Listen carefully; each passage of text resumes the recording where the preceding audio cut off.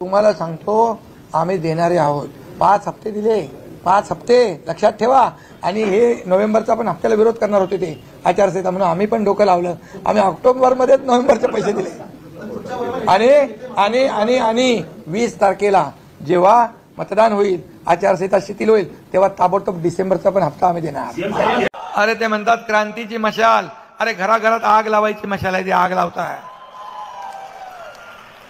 23 तारखेला गुलाल उधळायचा आहे ना। आता म्हणतात लाडकी बहीण योजना तुम्ही चालू केली, पैसे कुठून आणले? आता तुम्ही जे केलंय 3000 रुपये देणार, तुम्ही का आभाळातून पाऊस पडणार? हा, अरे आम्ही तर पूर्ण व्यवस्था केली आहे। तो माझ्या लाडक्या बहिणींना 5 हप्ते आम्ही भरलेत, 5 हप्ते। ऑक्टोबर मध्ये नोव्हेंबरचा हप्ता भरला, याचं कारण ही काळी मांजरं आडवी आली असती, आचारसंहितेमध्ये बंद करा म्हणून आम्ही नोव्हेंबरचा पण हप्ता दिला।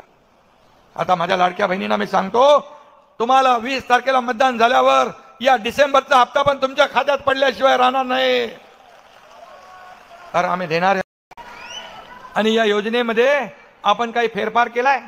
तिथे मला मुस्लिम महिला दिसत आहेत, त्यांना आपको भी मिले पैसे, आपको जिनको नहीं मिले हैं उनको भी मिलेंगे। इसमें हिंदू मुस्लिम सिख ईसाई कोई भेदभाव नहीं है, हर योजना सबके लिए लागू की हुई है। लेकिन वो डराते हैं संविधान बदलेगा, मुझे अभी संविधान मला भेट दिलं, संविधान बदलणार, फेक नॅरेटिव्ह केलं लोकसभेला, संविधान बदलणार, आरक्षण जाणार, मुस्लिम ख्रिश्चन दलित सगळ्यांना आदिवासींना घाबरवलं। पण तुम्ही धर्मापेक्षा विकास महत्वाचा आहे। तुमच्या एरियात चांगले रस्ते, हॉस्पिटल, दिवाबत्ती, गार्डन, तुमच्या मुलाबाळांचं शिक्षण झालं पाहिजे, हे तुम्ही बघा। आणि या ठिकाणी आम्ही सांगितलं होतं, आमच्या लाडक्या बहिणींना आम्ही 1500 वर ठेवणार नाही। आम्ही ताकद वाढवा, तुम्ही आशीर्वाद द्याल तर हे पैसे वाढत जातील। आम्ही वचननामा केला, या वचननाम्यामध्ये पहिल्या क्रमांकाला लाडक्या बहीण योजनेला 1500 वरून 2100 रुपये आम्ही केले। हे मांजर आडवं घालणारच, म्हणतील आचारसंहिते पैसे देता येणार नाही, मग बदनाम करतील, मुख्य निवडणूक आयोगाने यांची योजना बंद केली म्हणून आम्ही ऑक्टोबर मध्येच नोव्हेंबरचे पण पैसे देऊन टाकले। आता तुम्हाला सांगतो 20 तारखेला तुमचं मतदान होईल आणि डिसेंबरचे पैसे तात्काळ तुमच्या खात्यात जमा होतील। म्हणाले तुम्ही कुठून पैसे आणणार, याला विचारत होते कुठून आणणार। आता त्यांनी आपलीच योजना चोरली आणि म्हणाले आम्ही 3000 देणार। आणि खोटी हे पसरवत आहेत की मोबाईल मध्ये मेसेज आलाय 3000 मिळाले म्हणून, त्याच्यावर एक कंप्लेंट करा आचारसंहितेकडे।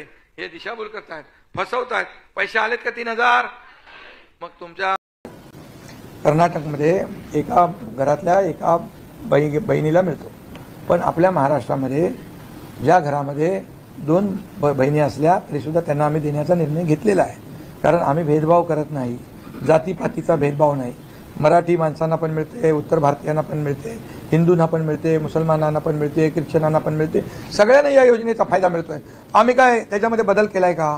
कारण आमची योजना जी आहे ही सर्वसमावेशक आहे। माझ्या लाडक्या बहिणींच्या जीवनामध्ये आधार निर्माण करण्यासाठी आम्ही निर्माण केलेलं आहे। मी देखील एक सर्वसामान्य परिवारातला, शेतकरी परिवारातला मी मुलगा आहे। सर्वसामान्य कुटुंब कसं चालतं हे मी माझ्या आईकडून पाहिलं आहे, माझ्या आईने बघितलं आहे, गरिबी बघितली आहे, माझी पत्नी पण सुटली नाही त्याच्यातून।